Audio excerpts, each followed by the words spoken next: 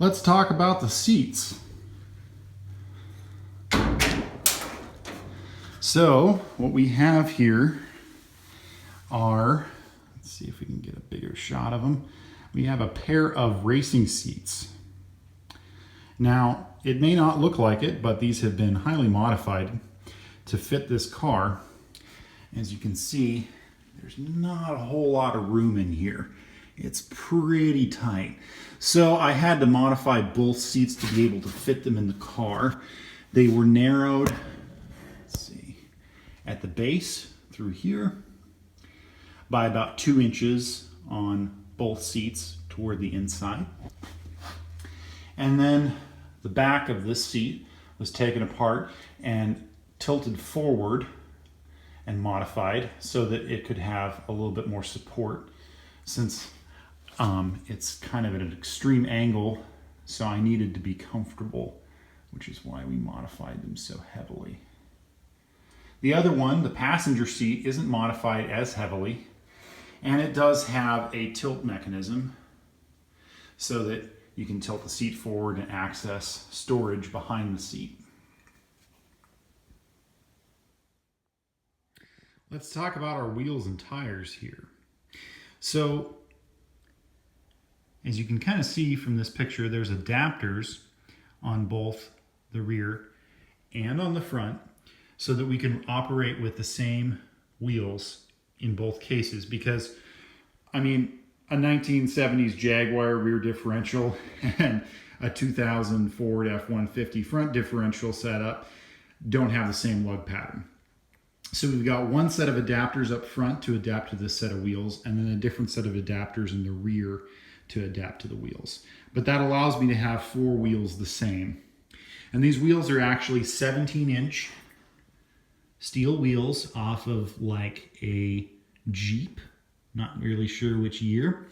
And the tires are 315, let's see, where's the number?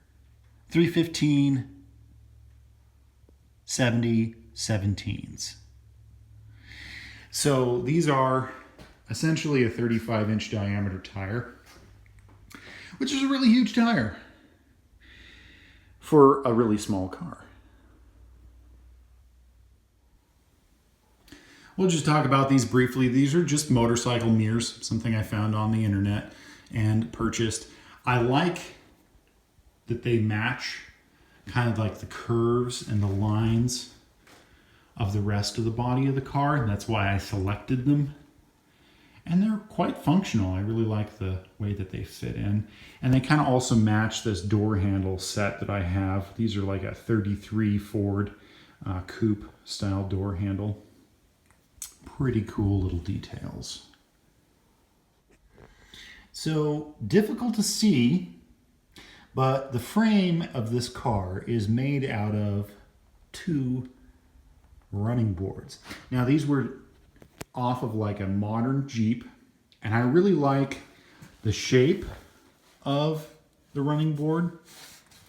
It's got kind of like a V to it at the top, but then like a square section at the bottom. And they have like a really gentle curve to them that matches the lines of this vehicle quite well. And they are thick-walled. It's not like I'm making a frame out of weak material here. These are thick-walled steel running boards and repurposed into my frame rails. And they're lengthened in the front with some actual tubing. You can see part of the front suspension is all this tubing. And the whole car is kind of tied together. You'll see some of the structure and some of it's kind of hidden. But the body and the frame are all tied into one.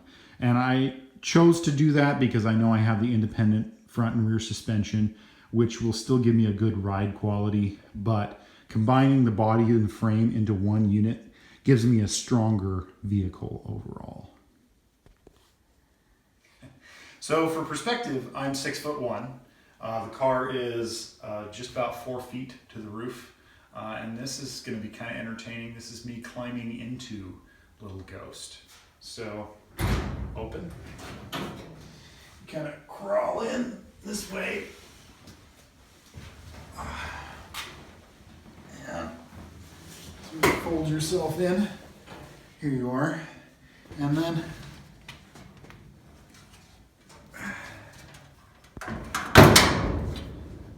here you are inside of the car. So now that we're sitting in the car, you can get kind of an idea of what this thing is like. So it's pretty tight in here. You can see I'm kind of shoehorned in as best as I can be. I'm 6'1", so this is a really tiny space, but it's really cool. And you've got some great like visibility in it, even though it's pretty small. Here, let's take some shots of how it looks like looking out of the car. So this is what you see from inside of the car here. You've got the steering wheel or airplane yoke, our dashboard. The windshield's actually pretty large, and you can see those big beautiful headlights out there. And then our side windows, and around to the back of the seat and the back window there too. And it's kind of hard to tell from this footage, but like your visibility is quite panoramic inside this thing. There's not a whole lot of blind spots, and it's just super wild. Let's run through the shifter real quick. So you've got first gear is up and over. Second gear, back to the middle. Centrally, we've got third, straight down from third, fourth, and then up and over is fifth gear. And again, tight tolerances here. You shift into fifth gear, you're real close to the steering wheel, but we've got clearances. So that's our main transmission shifter there. Off to the side here, we have our four-wheel drive shifter, which has two-wheel high, four-wheel high, neutral, and low. And then off to the side of the steering wheel, or aircraft yoke, we've got our turn signal switch, which is simply your left and right. And then this is the hazard control, which is disengaged by going out of the switch like that. And then our little suicide knob here and our grips. This is how our interior door handle works. Super simple. This little lever, you pull it towards you and swing the door out. We'll talk a little bit more about the doors again here because they're built in sort of an unusual way. This is what we call a suicide door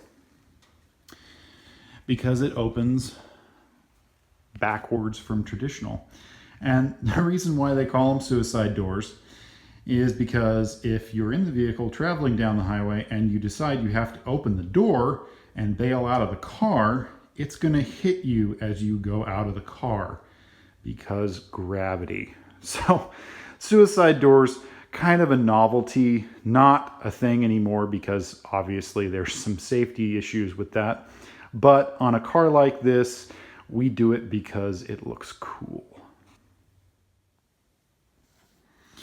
So this table here is a bunch of parts and pieces that I've collected, and we'll kind of talk about a few of them here. Some of these are going to go on the car. Some of them are just things I had lying around. And so we'll kind of go over what we've got here. So this first item here, which is really cool, is a vintage heater, automotive heater. You can kind of see the model is Redhead. And it's got this really cool defrost duct coming off the side of it. And you can see in the back here we've got the two tubes that feed the coolant through it, which creates the warmth that the fan motor will blow through it. Now, we'll make a video that's all about disassembling and restoring and rebuilding this unit to make it a functional unit at some point. But for right now, it's just like an idea that's going to be, you know, down the road. And then here are some old defrost vents off of some car, who knows what, that'll probably go with it. I'm not exactly sure how old this is. I'm going to guess it's probably like 30s, 40s vintage. This is an old emergency brake handle. You can see the ratcheting mechanism. I don't know if I'm going to be using this on this car or not, but it's just something I have like in the stack of parts. These are some emblems that I cut out on a plasma cutter machine several years ago that I may end up using on this car just because it's four-wheel drive. These are some old emblems or badge pieces from Cadillacs. This is like 50s, this one's like 40s. Might use some of them.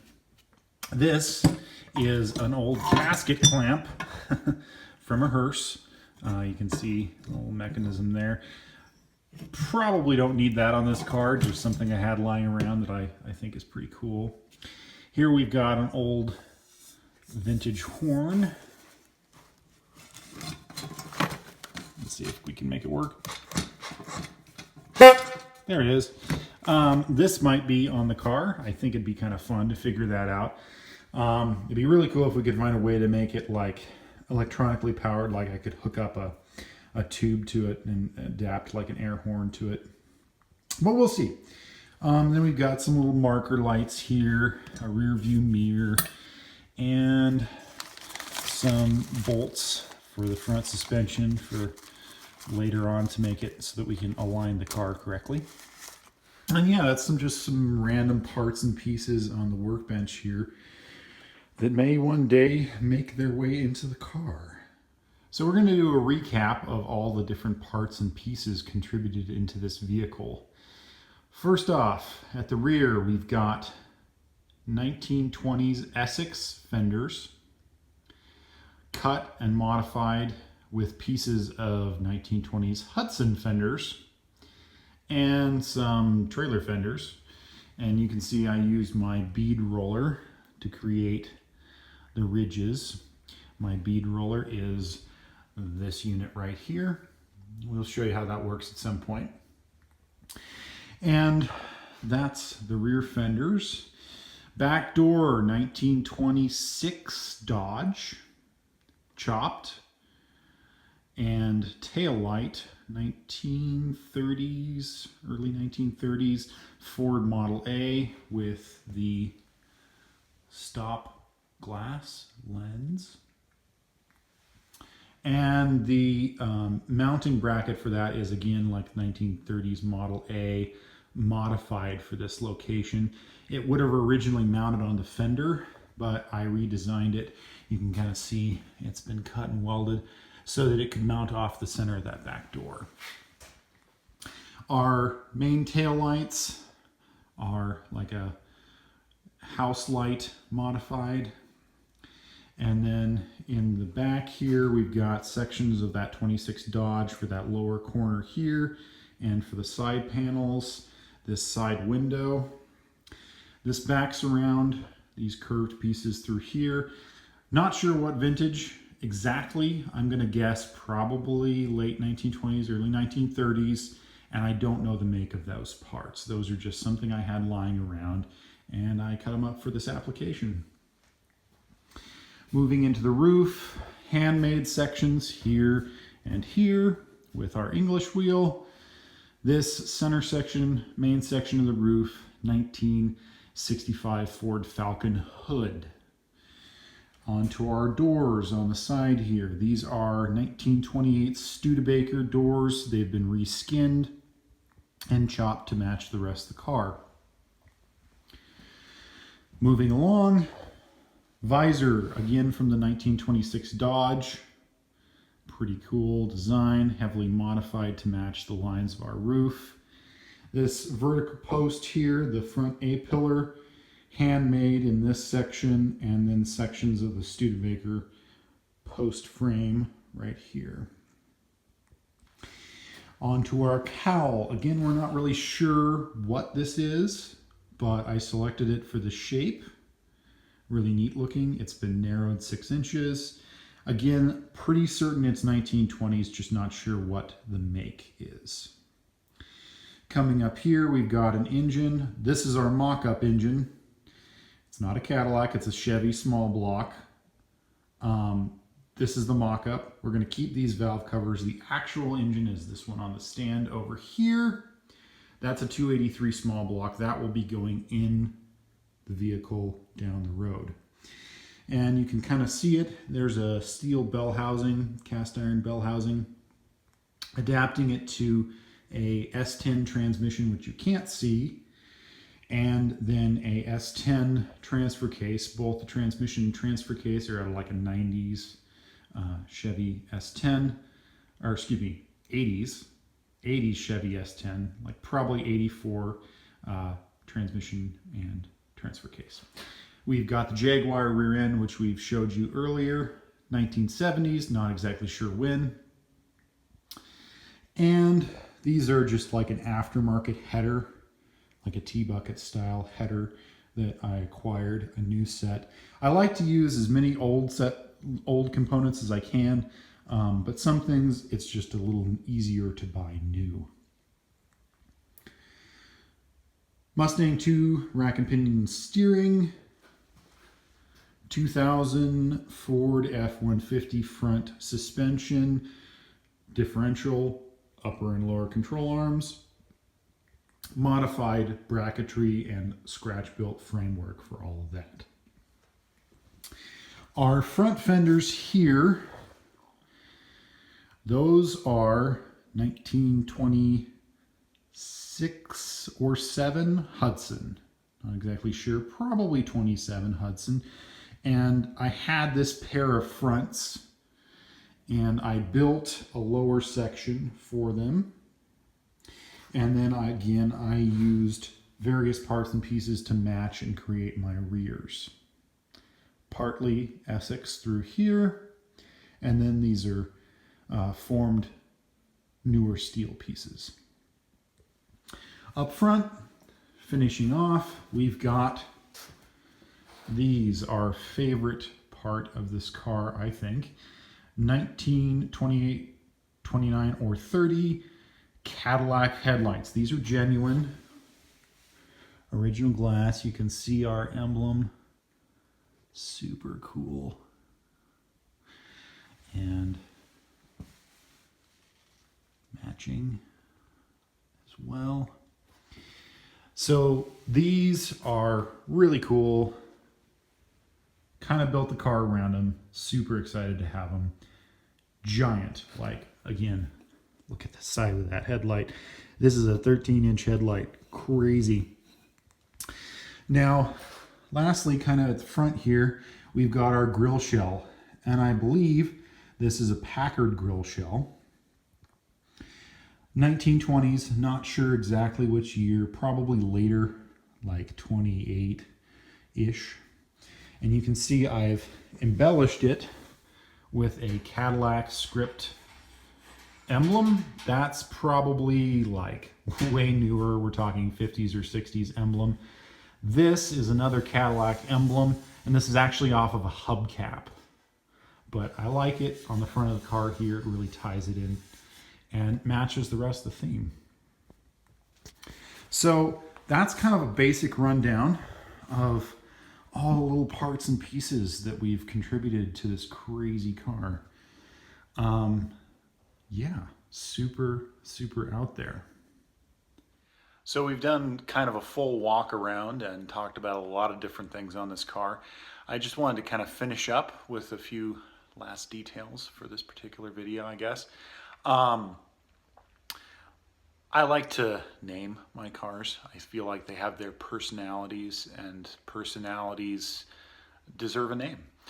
So this car we've been affectionately referring to as Little Ghost, partly because it's just a tiny little car, but also it's sort of, I don't know, a ghost of cars past. It's just comprised of so many different parts and pieces, and it's bringing back to life something that would have otherwise basically been just scrap metal. So I've been calling her Little Ghost. I don't have anything set in stone as far as what it's going to look like for sure when it's done, but I've decided I want to paint it red to match the seats. And I'd like to do a lot of black details on the belt moldings. And like that black and red look with like a little bit of white as an accent, I think will be really cool on this car. And yeah, like there's just so many different things to cover. It's hard to get them all in one, little video, but just some more information for you. I have been working on this car on and off for about 2 years. Not working on it completely, weekends here and there. And it's started as just a bunch of parts. And I'm hoping that, in the next 6 to 8 months, it'll go from just being all these parts and pieces to being like a more cohesive vehicle and maybe even a functional one. So yeah, pretty excited about that. Can't wait to drive this thing on the road and see what happens. Now we've got an opportunity for some wider shots with the garage door open here. Check this out.